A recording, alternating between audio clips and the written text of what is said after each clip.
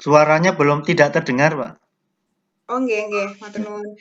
Baik, terima kasih. Yang selanjutnya adalah sambutan oleh Wakil Rektor 2 kepada Bapak Dr. Muhammad Zaki Sieret, SHCNMH, dipersilahkan. Monggo Pak Zaki. Terima kasih, pembawa acara.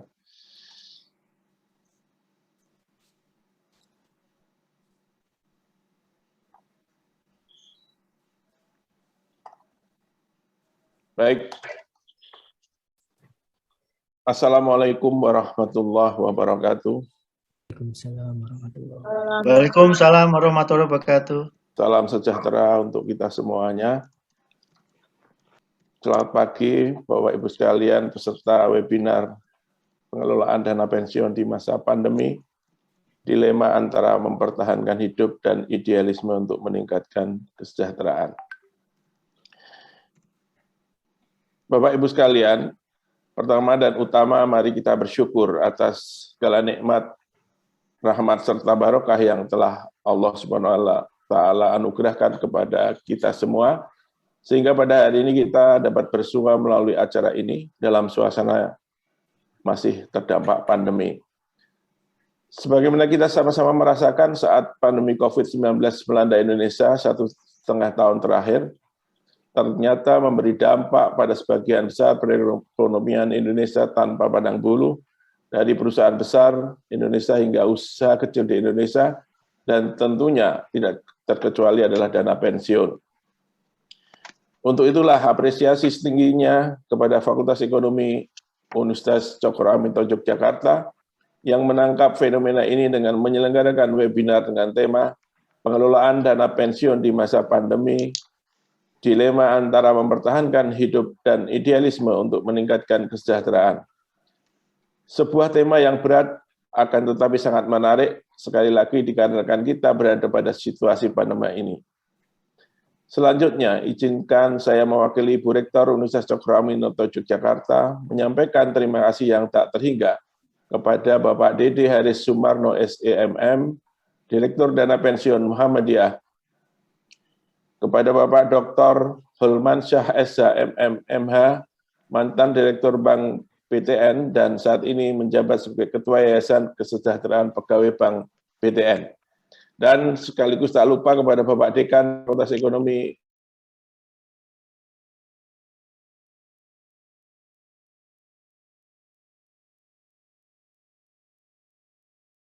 pada pagi ini.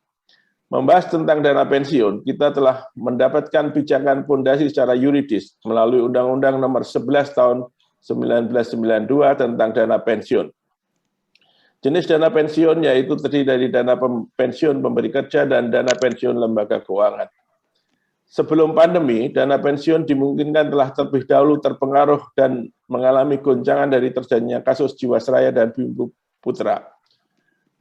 Bagaimanapun juga, dana pensiun dapat mengambil pelajaran dari hal tersebut dalam fungsinya sebagai financial intermediary, sebagai lembaga yang menampung dana lebih dari pemberi kerja, misalnya menjadikan dana pensiun mengharuskan untuk memutarnya dan dalam kegiatan ekonomi, maka sangatlah diperlukan sebuah kepercayaan atau fiduciary, sehingga tentunya diharapkan menjadi fiduciary intermediary, lembaga perantara yang terpercaya. Dana pensiun tidak saja menjadi entiti ekonomi semata, akan tetapi adalah entiti penyandang hak dan kewajiban. Hak dan kewajiban tentunya merupakan pertemuan kepentingan yang sangat khas dalam istilah hukum. Disinilah ada dua muara besar yang bertemu, yaitu aliran hukum dan aliran ekonomi. Dalam hukum, akhirnya berkembang hukum ekonomi sebagai subsistem dari sistem hukum. Oleh karena itu, pembahasan penting dalam pengelolaan dana pensiun dapat dikaitkan dengan aspek pembangunan hukum sebagaimana dikemukakan oleh Burke, sebagaimana dikutip oleh Leonard J. Thalberg, bahwa untuk dapat berfungsi dalam pembangunan, ada 5 kualitas hukum tersebut yang harus diperhatikan. Kelima kualitas tersebut yang yaitu 1. Stability, 2. Predictability, 3. Fairness, 4. Education, dan 5. The special development abilities of the lawyer. Terlebih di masa pandemi ini, maka pengelolaan dana pensiun akan sangat dipengaruhi oleh unsur pertama, kedua, dan ketiga, di mana dalam hubungan antara pemilik dana lebih atau pemberi kerja dengan pihak yang membutuhkan dana akan dipertemukan oleh lembaga dana pensiun. Dalam pengelolaan dana pensiun tersebut diperlukan suatu stabilitas menyeluruh yang menyangkut kepastian rasa aman dalam berusaha, kepastian hukum bagi usaha, menstabilkan konflik hukum, dan lainnya. Sehingga pada saatnya dibutuhkan, maka dana pensiun ini tersedia. Di samping itu, diperlukan suasana yang dapat diramalkan, yang mampu mendorong pertumbuhan ekonomi sehingga dana pensiun yang dikumpulkan dapat berkembang dan dalam waktu yang bersamaan industri jasa keuangan dapat tumbuh. Dalam hal inilah tantangan terbesar industri jasa keuangan, terutama dana pensiun, sebagaimana tema webinar ini, menarik untuk dibahas tuntas. Suasana yang dapat diramalkan tersebut tentunya membutuhkan pengelolaan yang terpercaya dan fair oleh lembaga dana pensiun sebagai fiduciary intermediary. Dalam konteks universitas, maka unsur keempat dan kelima dalam 5 kualitas dari pembangunan hukum menjadi pekerjaan rumah yang tidak ringan.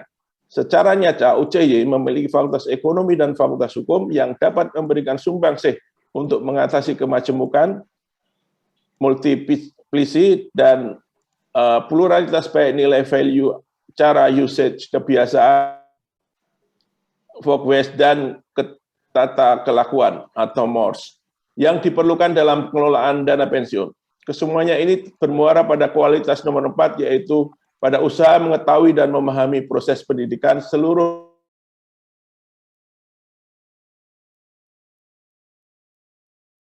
yang tak dapat dipisahkan dalam pembentukan sumber daya manusia tersebut. Sebab bank usaha milik negara atau perusahaan swasta adalah semata-mata sebuah lembaga yang sangat tergantung pada suatu organ yang melaksanakannya. Untuk mengantisipasi perilaku organ tersebut, maka hukum menjadi sangat relevan, sebab tidak selamanya manusia sebagai pelaksana dari organ perusahaan akan berlaku jujur, adil, baik dalam menjalankan roda perusahaan. Hukum telah mengantisipasi keadilan demikian, tetapi hukum pada kenyataannya tidak dapat bekerja sendirian, atau tidak dapat dan tidak boleh menjadi satu-satunya alat kontrol.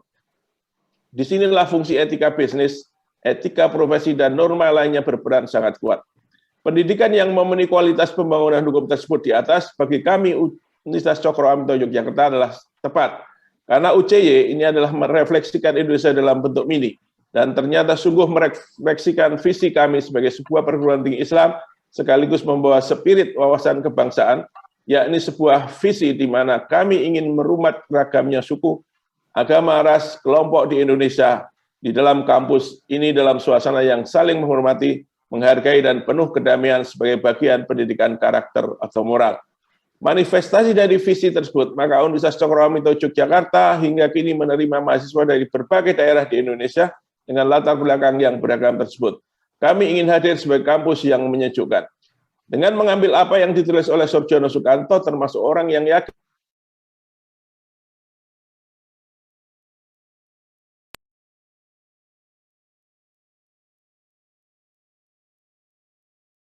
salah satu aset pembangunan.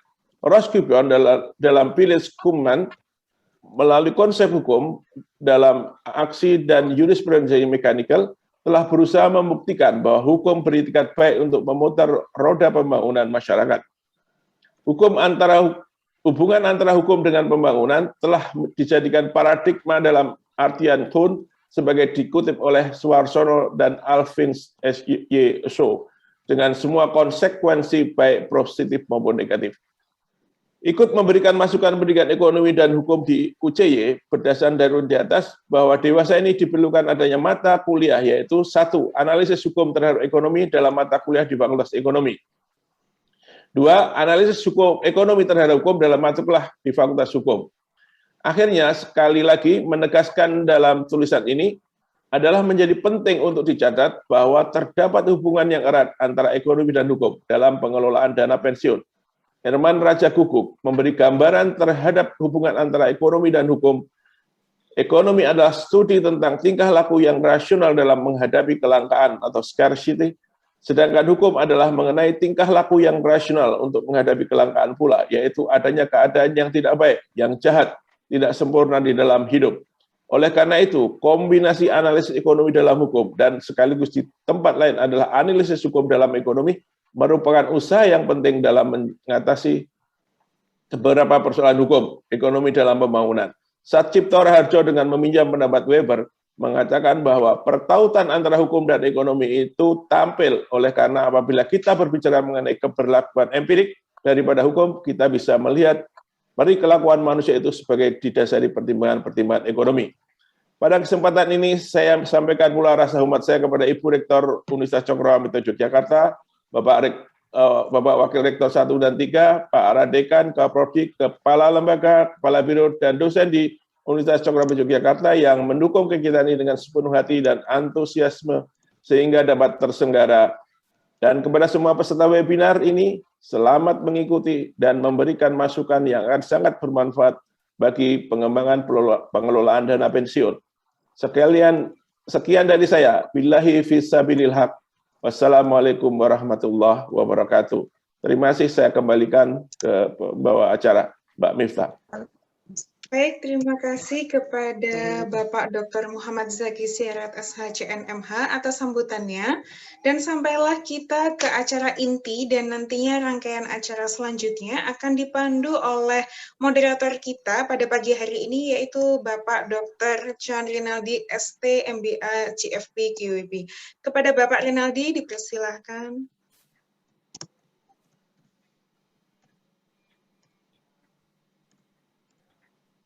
Assalamualaikum warahmatullahi wabarakatuh.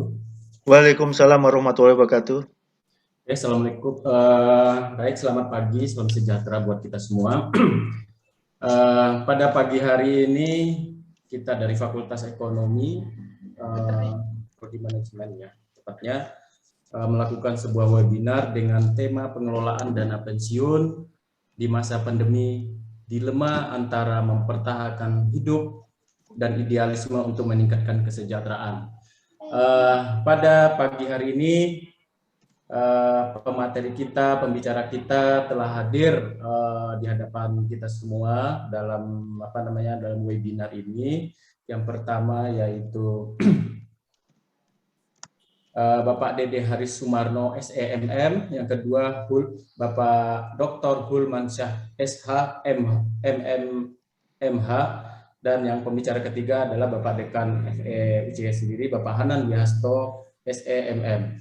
Oke, pada pagi hari ini tema webinar kita tentang pengelolaan dana pensiun ini cukup sangat menarik ya. Kenapa dikatakan sangat menarik? Kita tahu pada saat sekarang ini para pensiunan ketika di umur 60, 58 sampai 60 itu fisik beliau tersebut masih sangat kuat, masih muda ya kalau kita lihat sekarang para pensiunan. Nah, ketika pensiun banyak sekali dari bapak-bapak ibu itu yang mereka masih punya punya dana tabungan, pesangon dan lain sebagainya.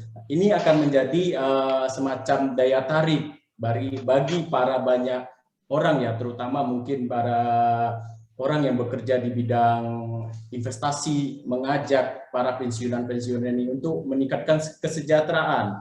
Atau juga misalnya perusahaan-perusahaan, kita lihat seringkali perusahaan ketika para pegawainya purna karya atau purna tugas melakukan semacam training, mau dibawa kemana, mau bagaimana nanti para karyawan-karyawan mereka ketika sudah pensiun. Nah, sering terjadi kita lihat dilema ya, banyak para pensiunan yang berharap ketika mereka di hari tua hidupnya senang mungkin, tetapi ketika mereka salah dalam melakukan sebuah langkah, misalnya mereka berinvestasi dalam sebuah wadah investasi, atau mungkin mereka juga misalnya melakukan sebuah usaha ya, membuka peluang kerja baru, ternyata hasil tidak sesuai dengan apa yang diharapkan. Nah, ini tentu akan menjadi semacam cambuk ya, dan kehati-hatian dari banyak para pekerja.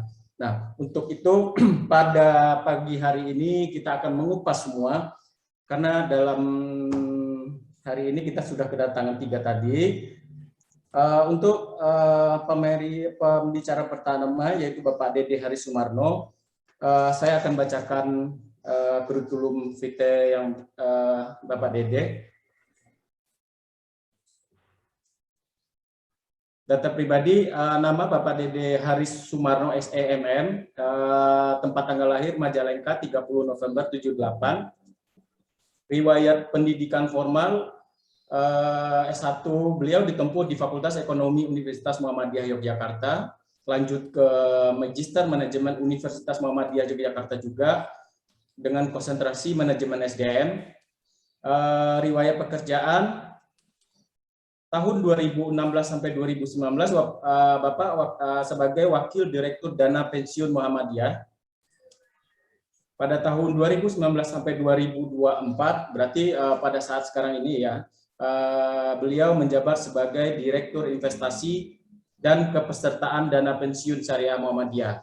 Oke, untuk sesi pertama ini kita persilakan kepada Bapak Dede, Bapak Haris Sumarno untuk bisa memberikan menyampaikan makalah atau sebagai pembicara. Monggo Pak Dede, waktu dan tempat kami persilahkan.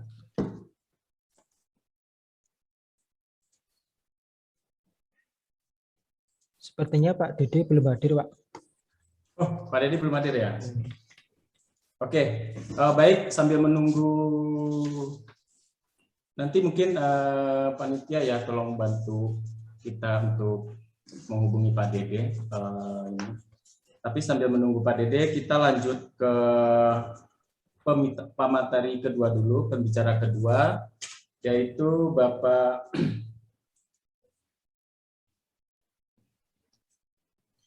Dr. Hulmansyah, SHMM MH. Oke, saya bacakan sedikit kurikulum vitae Bapak Dr. Hulmansyah. Nama Dr. Hulmansyah SH, SEMM, MSI, MH. Beliau sebagai dosen tetap pasca sarjana Universitas Yarsi Jakarta. Dosen tidak tetap MMIBS LPPI Kemang Jakarta. Mantan Direktur Keuangan Bank BTN periode 2013-2014. Ketua Yayasan Kesejahteraan Pegawai YKP Bank BTN 2020 sampai dengan saat ini. Ketua Umum IKA Purna Pusat Jakarta sejak tahun 2017 sampai dengan saat ini. Oke, kepada Bapak Hulmansyah, waktu dan tempat kami persilahkan. Monggo Bapak. Oke. Bismillahirrahmanirrahim. Assalamualaikum warahmatullahi wabarakatuh.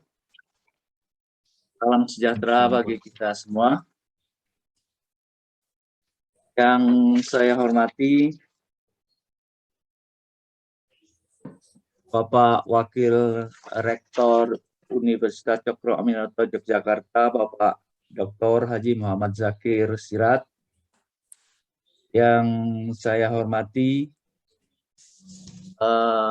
kolega saya, Profesor Fitzal, saya rasa hadir di sini. Assalamualaikum. Waalaikumsalam Pak Prof. Lama nggak ketemu ya Pak? Iya, sehat ya? Alhamdulillah. Nantilah kita ketemu lagi ya Pak. Sama Pak Hanan ya kayaknya ya. Yang saya hormati Dekan Fakultas Ekonomi Universitas Cokro Aminoto, rekan saya Pak Hanan Wihasto SEMM, dan rekan presenter yang lain yaitu dari Dana Pensiun Syariah Muhammadiyah Bapak Dede Haris SEMM, dan moderator Saudara Zal ST, serta peserta webinar yang lain yang saya hormati. Terima kasih pertama sudah memberikan kesempatan kepada kami selaku pengelola ya, seperti itu, pengelola dana kesejahteraan untuk para anggota pensiunan, khususnya kami dari Bank Tabungan Negara. Pertama yang ingin saya sampaikan, silakan Pak Arya. Pak Arya bisa share. Saya hanya membicarakan kira-kira ya usaha-usaha untuk peningkatan layanan dan kesejahteraan bagi pegawai Bank Tabungan Negara dan juga para pensiunan Bank Tabungan Negara. Karena di BTN ini di tahun 1975 membentuk lembaga yang namanya Yayasan Jaminan Hari Tua Karyawan BTN. Yayasan Jaminan Hari Tua Karyawan BTN ini didirikan tahun 1975 dengan tujuan adalah satu, mengelola dana-dana pensiun.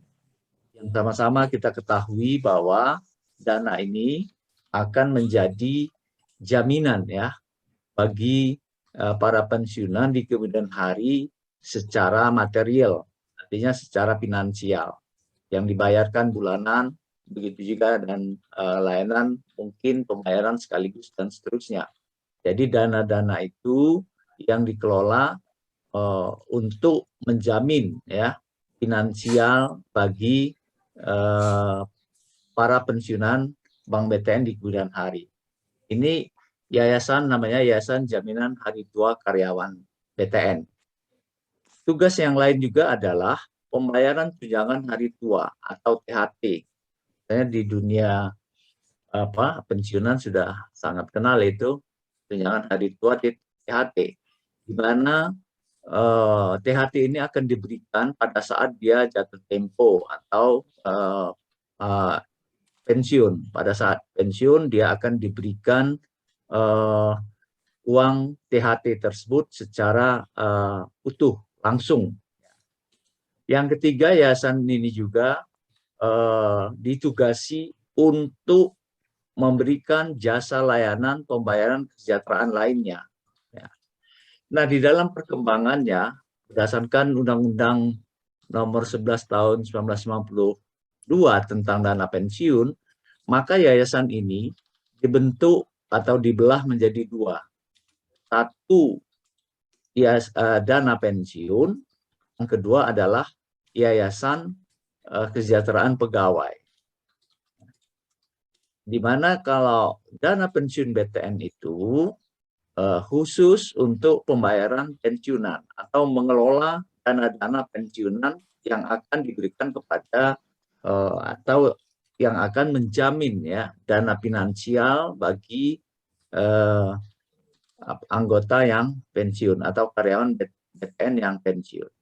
Sementara Yayasan Kesejahteraan Pegawai BTN ini diberikan tugas yaitu menjamin pembayaran tunjangan hari tua atau THT. Yang kedua adalah pembayaran atau menjamin kesejahteraan lainnya.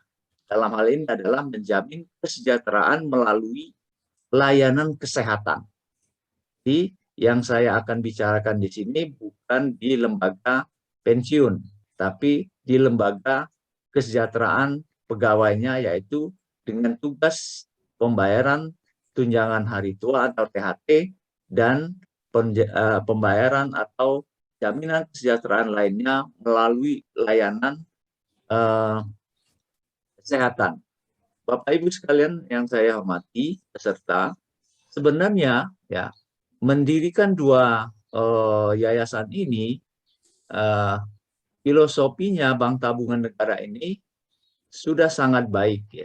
Artinya akan memberikan jaminan ya kepada para pensiunannya melalui dua lembaga yang sudah dipisah tadi, yaitu menjamin untuk finansial di hari tua dan juga kesejahteraan melalui layanan kesehatan. Karena pada dasarnya bahwa para pensiunan itu akan menghadapi dua masalah pokok. Satu, turbulensi pendapatan kalau kita sudah pensiun. Ini juga mungkin untuk pembelajaran ya bagi mahasiswa-mahasiswa lain yang akan masuk di dunia kerja nanti, bagaimana sebenarnya memanage ya keuangan atau pendapatan kita di kemudian hari. Karena ini sudah pengalaman bagi kami, dan kami juga melakukan penelitian-penelitian, ya rupanya ada banyak sebenarnya masalah yang harus diselesaikan, ya harus disempurnakan. Kembali lagi ya, Arya, kembali di slide pertama. Nah, jadi sebenarnya dua masalah yang tadi yang saya sebutkan pada para pensiunan atau purna kerja ini, purna karyawan ini, satu adalah masalah pendapatan, karena pasti ada turbulensi ya, penurunan pendapatan ya, atau penghasilan dari kalau kita sudah pensiun. Yang kedua, namanya perjalanan hidup ya, makin hari kan semakin bertambah umur ya. Saya tidak pernah mengatakan tua ya, tambah umur. Berarti di situ banyak masalah-masalah kesehatan. Pasti ya, sudah pasti. Oleh karena itu BTN ya dengan membuat dua lembaga ya, menjamin untuk kesejahteraan melalui finansial, dan yang kedua membuat lembaga juga untuk menjamin kesejahteraan melalui layanan kesehatan. Jadi sebenarnya langkah BTN ini menurut saya sudah sangat bagus ya untuk menjamin para karyawannya di hari tua. Kebijakan selanjutnya ke depan ini setelah tahun 2005 memang tidak menggunakan dua lembaga ini lagi ya, yaitu mereka atau karyawan-karyawan BTN semuanya juga, mungkin juga karyawan BUMN lain itu sudah langsung dengan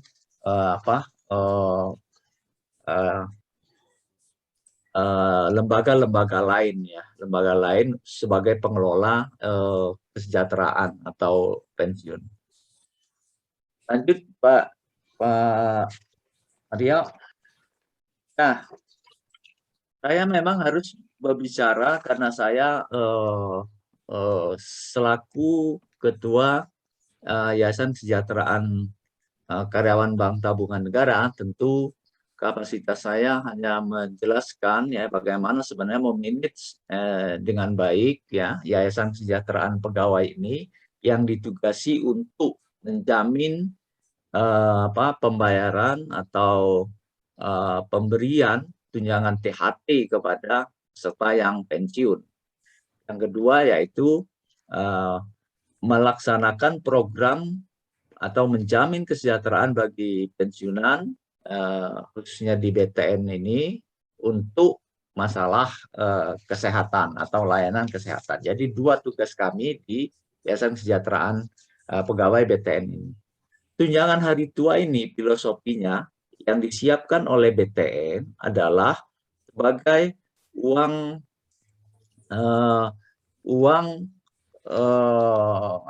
untuk bagi para pensiunan yang digunakan nanti untuk merencanakan apakah setelah pensiun itu tunjangan hari tua ini atau THT ini bisa digunakan untuk berbagai usaha ya, mungkin berbagai kegiatan yang produktif.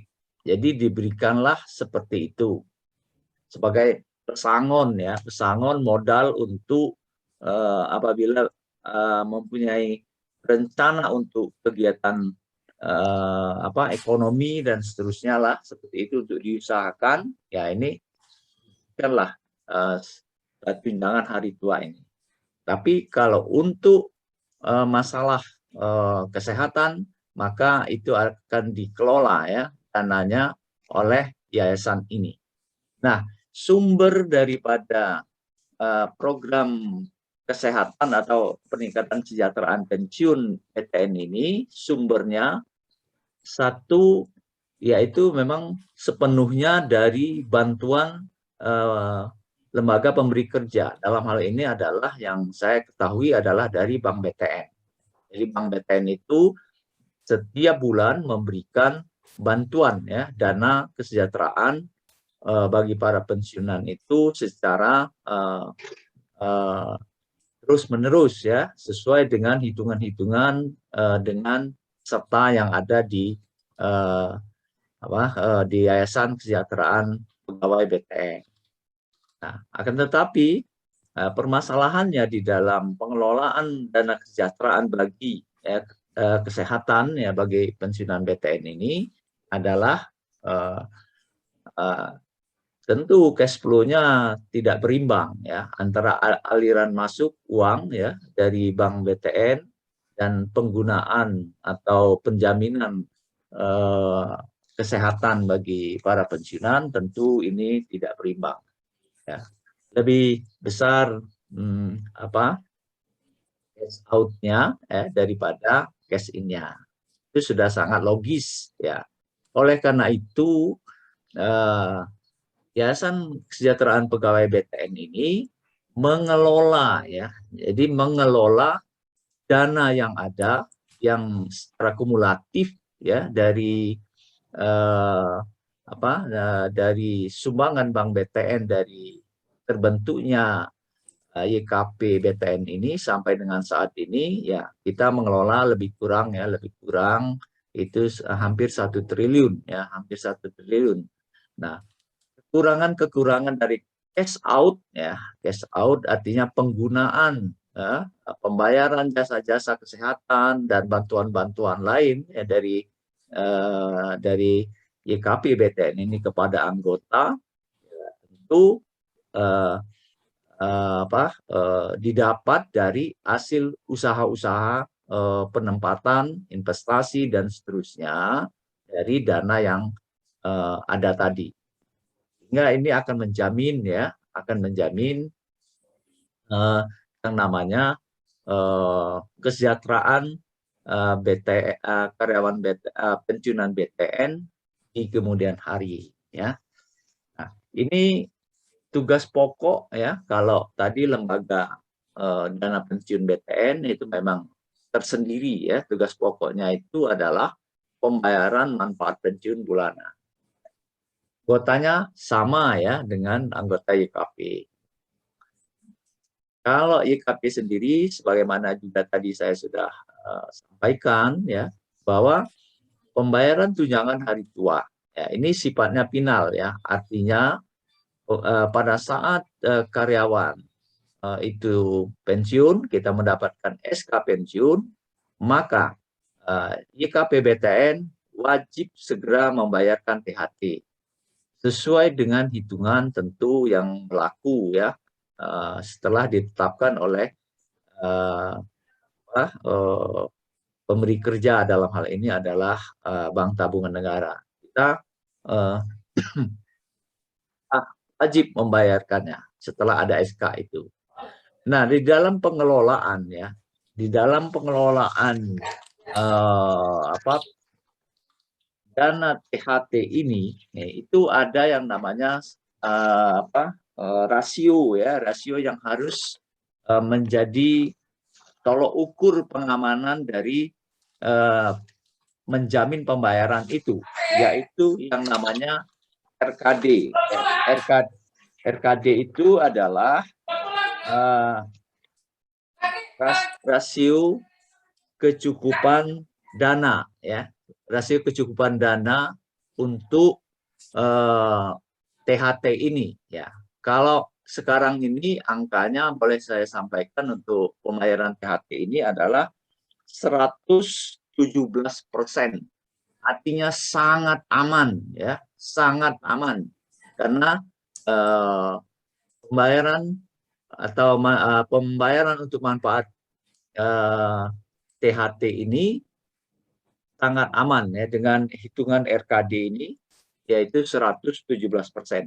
Mana RKD itu sendiri dihitung dari ya, total aktiva bersih dibagi dengan cadangan aktuaria. Ya, cadangan aktuaria ini yang dihitung oleh aktuaris ya, dengan mempertimbangkan variabel-variabel yang sangat banyak ya, diantaranya adalah berjangka panjang, artinya diprediksi sampai kapan pembayaran ini bisa selesai, jumlah peserta dan variabel-variabel lain yang sangat rigid ya, sehingga dibentuklah yang namanya cadangan aktuaria. Jadi kalau kita menghitung RKD, rasio kecukupan dana untuk pembayaran THT ini sangat luar biasa yang kita kelola ya. Artinya indikatornya menunjukkan 117%. Normalnya adalah 100% ya. Kalau 100% berarti